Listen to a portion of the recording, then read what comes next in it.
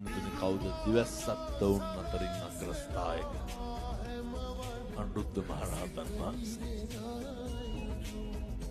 මුදුනේ කල්ප 90කට කලින් උන්වහන්සේ මහා සංඝ රත්නය භාග්‍යවතුන් වහන්සේ දැක්ක බුදුරජාණන් වහන්සේ එක්තරා භික්ෂුන් වහන්සේ නමකට අර අගතනතුරු පිරිනමන.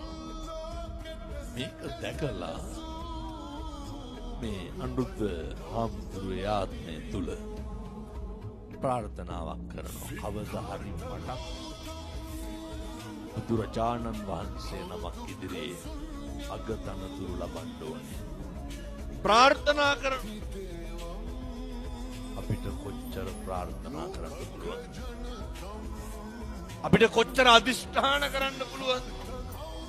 එක තප්පරයක්වත්